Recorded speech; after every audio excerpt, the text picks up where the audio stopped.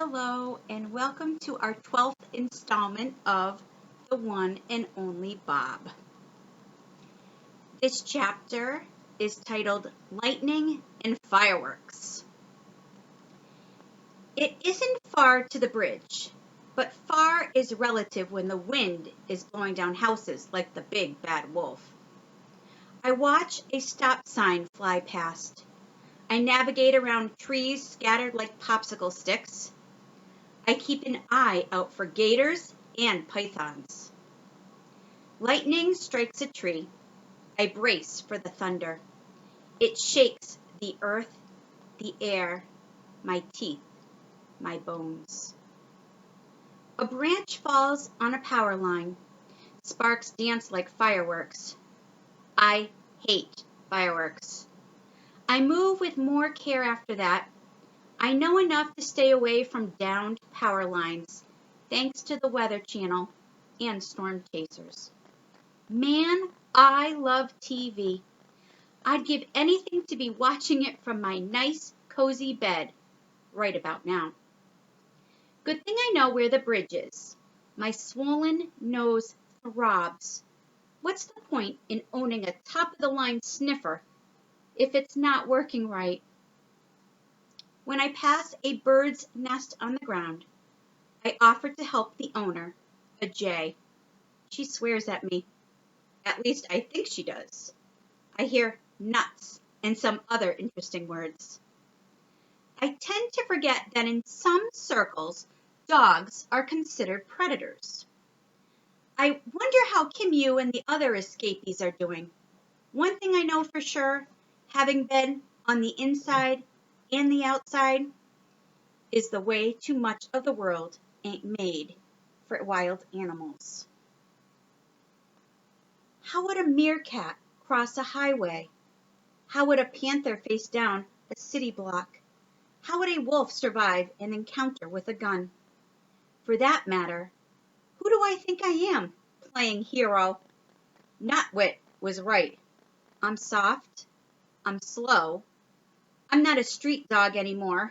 I'm a pampered, lazy pooch. I hear the rush of water, a different sound from the pouring rain, and out of nowhere, there it is, the creek. Boss mentioned that the car was near the bridge, but when I get close, I remember what the officer at the shelter said. The bridge had collapsed. And then I see it. A little car, round-topped, floating, caught in a dislodged tree at the edge of the roaring creek, not far from the crumbled remains of the bridge. And on top of that car, even though it's completely impossible, is a puppy, waiting.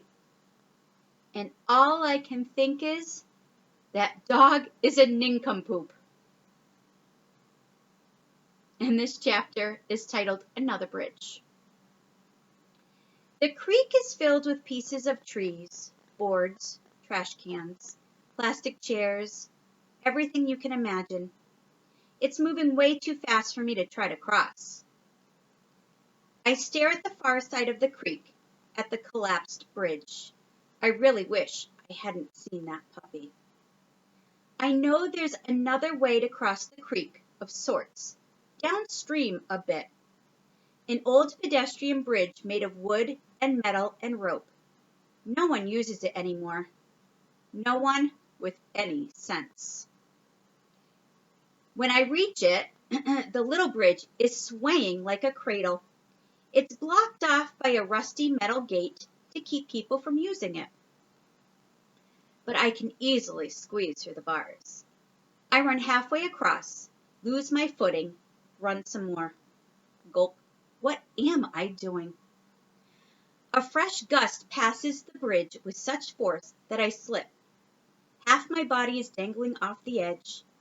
I dig my claws into the wet wooden slats. Oh, am I glad my nails are long and sharp because I fight off Sarah's clippers whenever I can. Pulling, pulling, pulling. Man, I wish I hadn't eaten so much cheese over the years. And then, oomph. One last effort and I'm back on the bridge. It feels good, so good to return to that little stretch of swinging slats. I want to live. Really, I do. I don't care about the puppy anymore. I just don't want to die this way, not like this. The fear's in my throat, my heart, my gut. I've got to get off this rickety bridge, get back to Ivan and Ruby, back to my wonderful Bob-smelling bed. I'm not a hero. Never have been. Never will be. I can live with that, 'cause at least I'll be alive. I turn, moving snail slow because the stupid bridge won't stay put, crawling on my belly so I won't lose my footing again. Almost to the end, I glance back like a fool, just in time to see the car with the puppy lurch loose from its mooring in the tree, swirling into the middle of the creek like a toy boat in a bathtub. The puppy isn't howling or anything. He's just lying on his belly, same as me, waiting. What a nincompoop, I think yet again. And I'm honestly not sure whether I mean him or me. And this chapter is titled Hero. I will not lie. I am not thinking, oh yay, now I get to be a hero. Nope. I'm thinking, you have got to be kidding me. Just a few more seconds and I would have been out of here. I may or may not use a few other choice words, way worse than anything that Jay came up with. Then I run back to the middle of the bridge and wait a split second, maybe 2, maybe 3, and I jump. This chapter is titled Cartoons. And I ain't proud of this, but halfway down, I remember that I really, really, really don't like riding in cars. I'm sort of dog paddling the air, thinking I can slow things down, maybe even reverse direction like Wile E. Coyote in those old cartoons. Cartoons are ridiculous for a reason. And this chapter is titled Not a Movie. So, in a movie, I'd land all graceful and tough and grab that little guy. But this isn't a movie. I kind of land on top of him, legs splayed like a bug on a windshield. Not enough to smush him, but definitely enough to annoy him. The car spins, dips, rights itself. Hi, I say, I'm your Uncle Bob. If you're my uncle, why are you trying to kill me? He asks.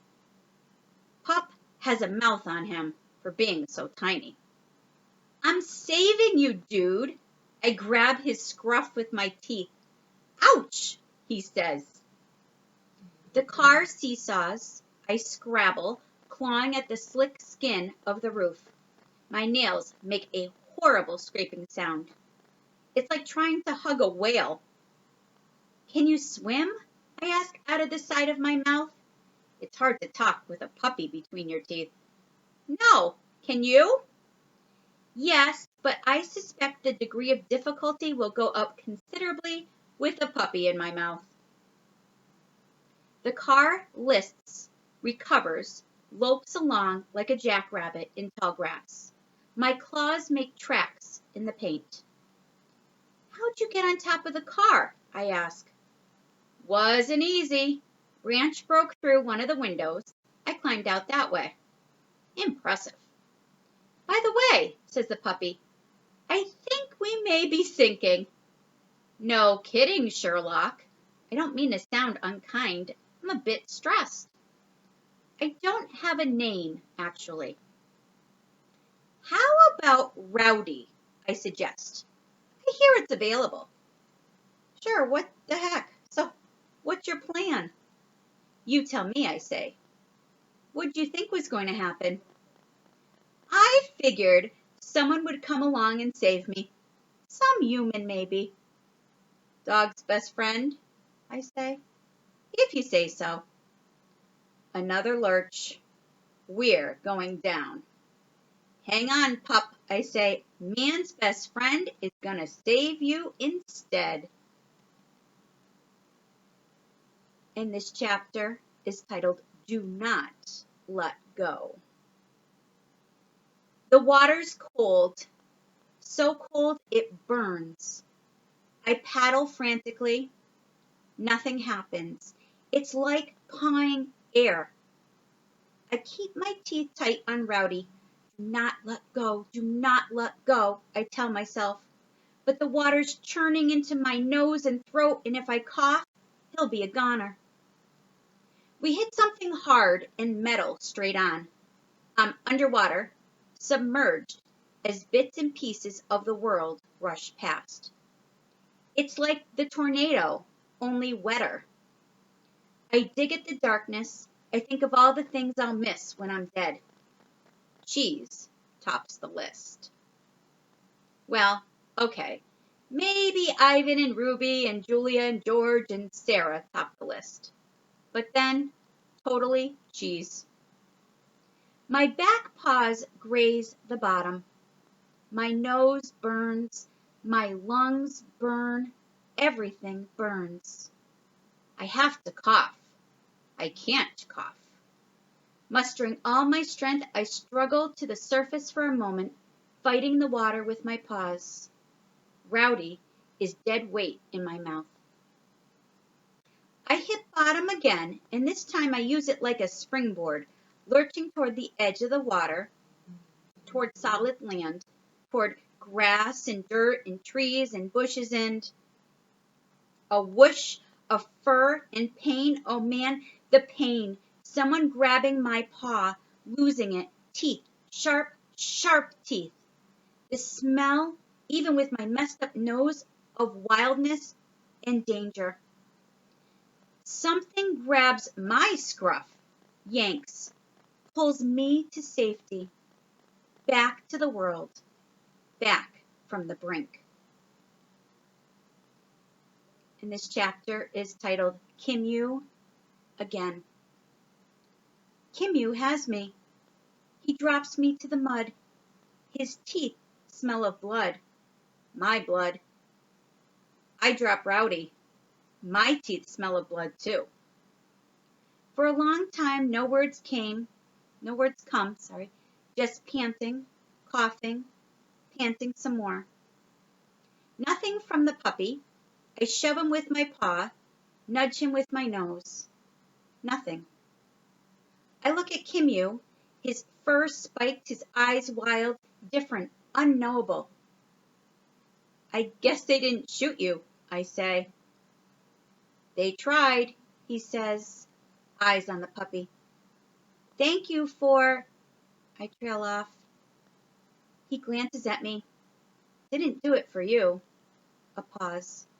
Did it for me. With his right front paw, he claws at the puppy, at Rowdy. Hey, I say, without really thinking, or registering the size of his paw, or realizing that he's drooling just a little. I put my paw, my puny, pathetic loser paw, on Rowdy too. He's my nephew, and well, I didn't take you for the sentimental sort, Bob. I'm not. Just, you know how it is. No, actually, I don't know. I'm a wild animal, not a pet. Still, I clear my throat and remind myself that rolling over and peeing myself is not an acceptable option. Still and all, he's scrawny, might even be dead. Who knows? You got better breakfasts at the park. I recognize all too well the look he gives me. The look of sadness and anger and loss. The look of someone who will never forget the world.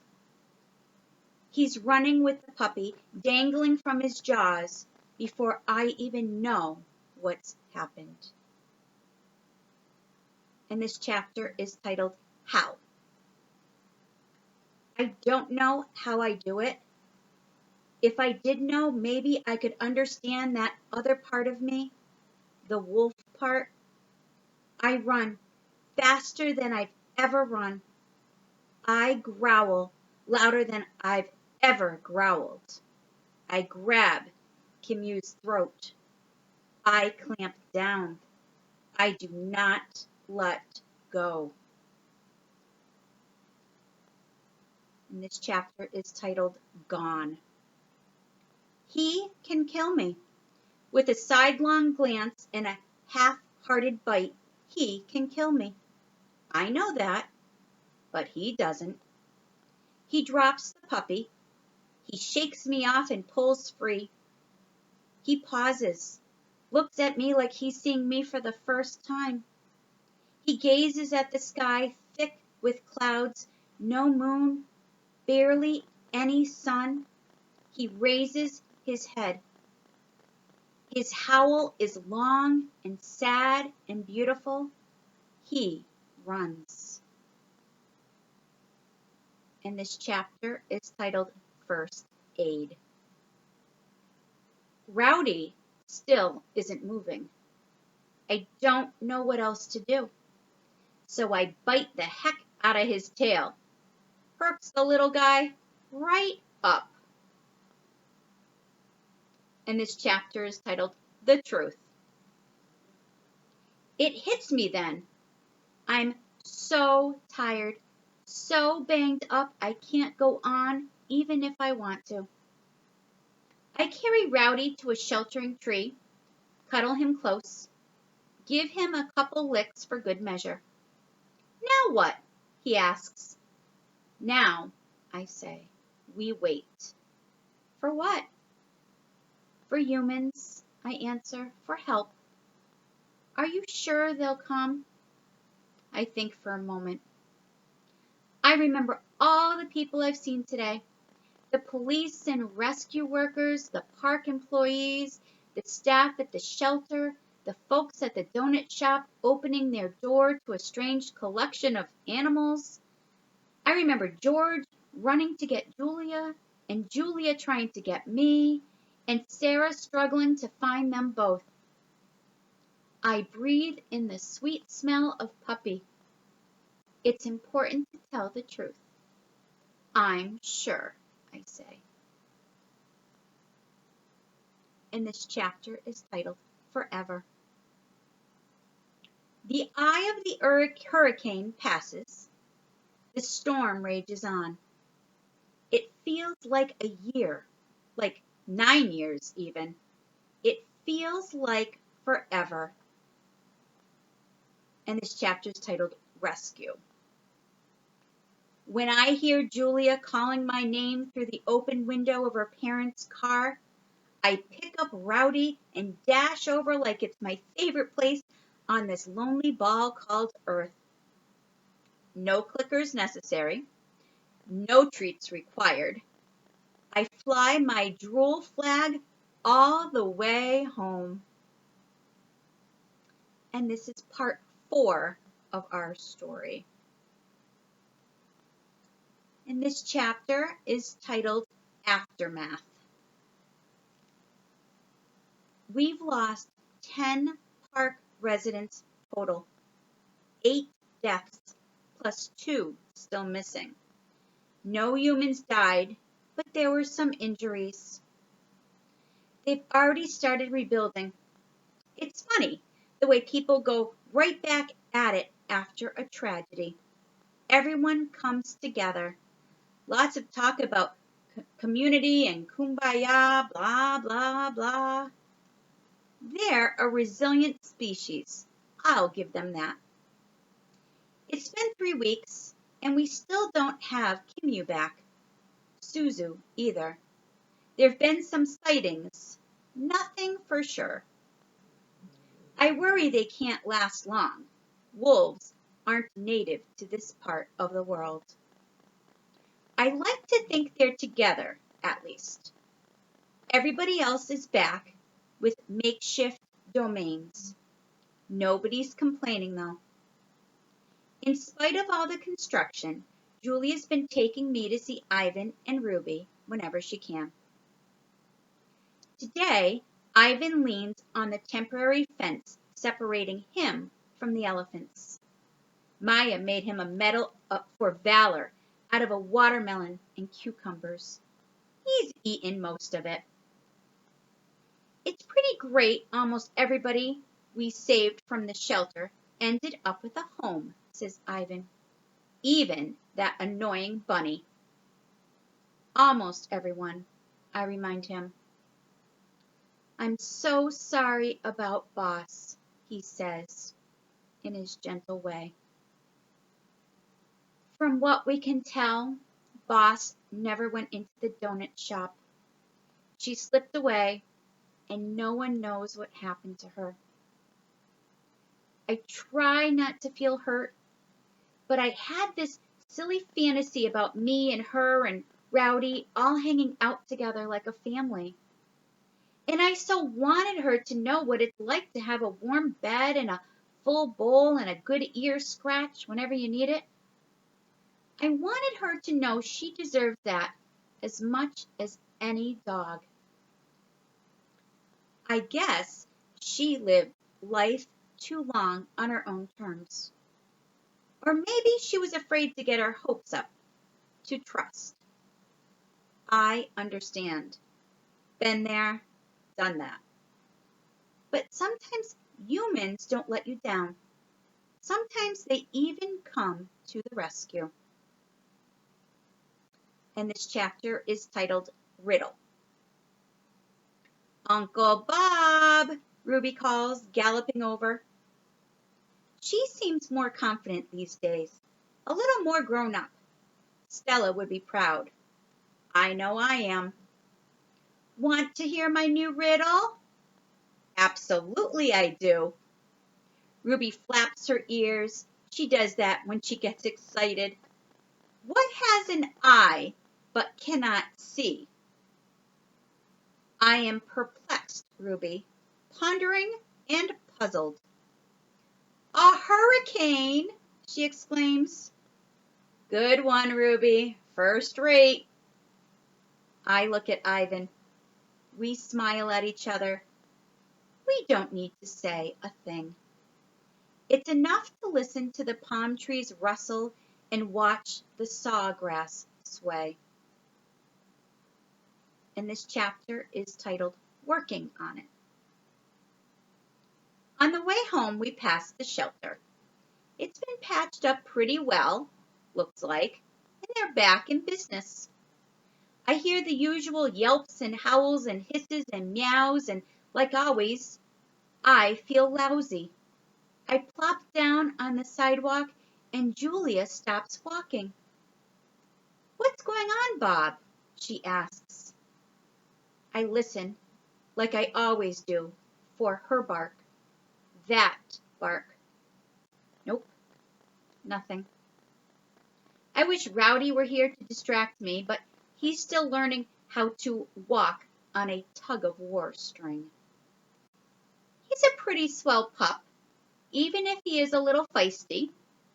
I'm surprised how much I like having him around the house. It's weird.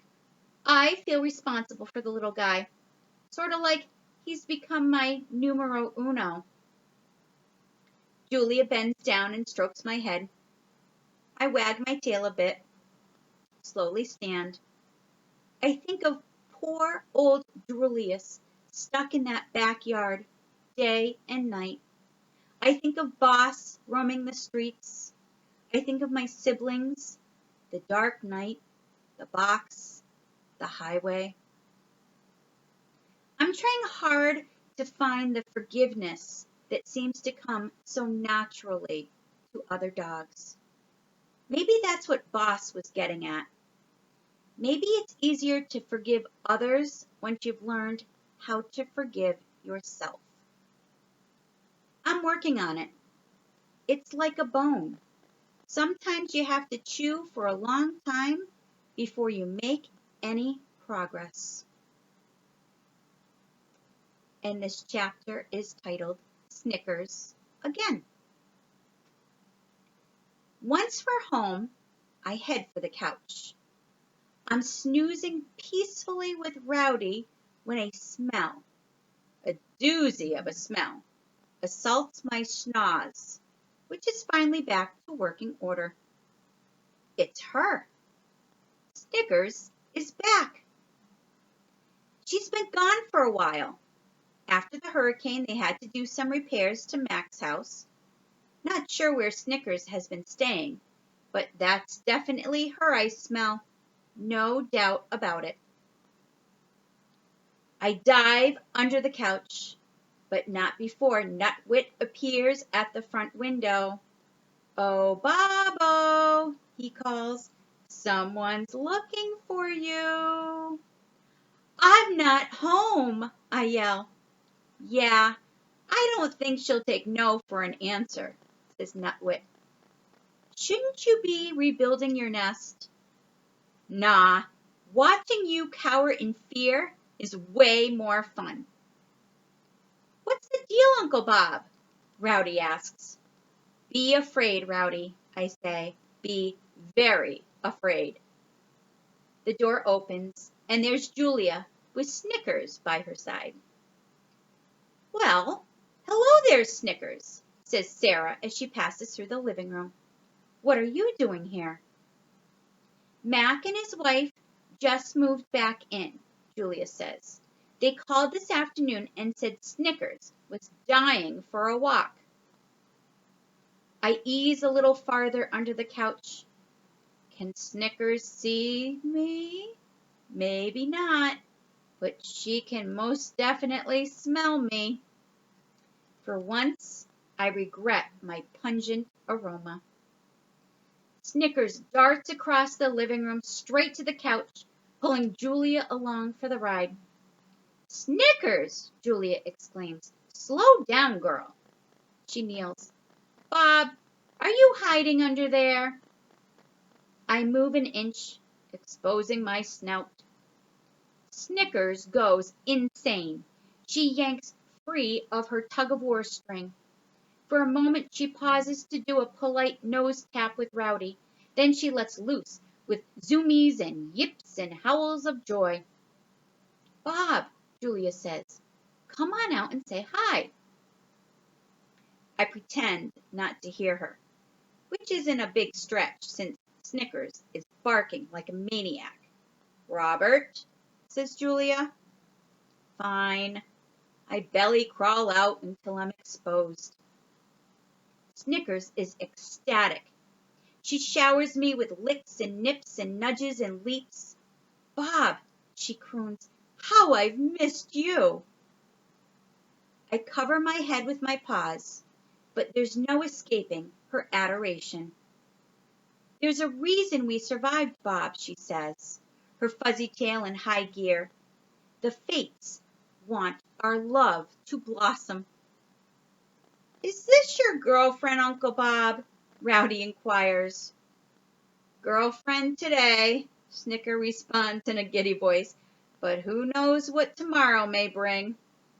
Perhaps you should start calling me Aunt Snickers." I am relieved beyond measure when Julia finally pulls Snickers, with great effort, out the door. I try to ignore Nutwit's teasing.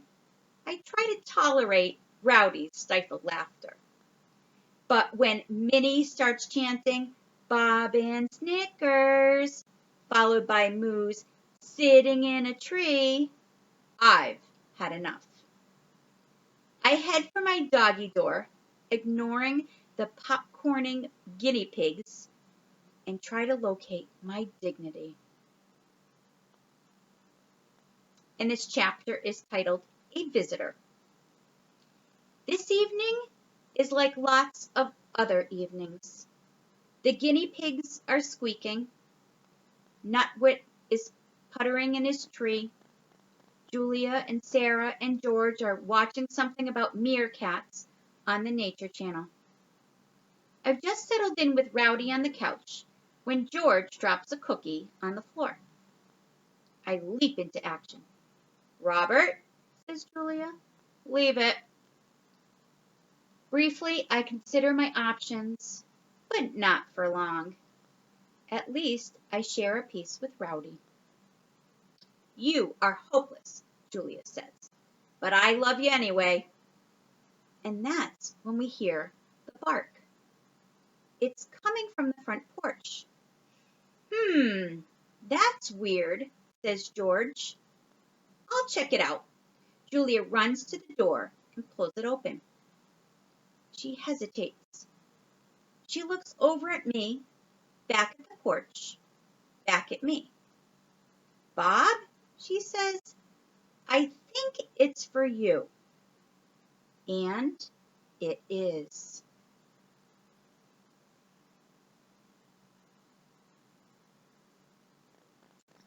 And I don't know if you can see this, but it's a picture of, maybe not.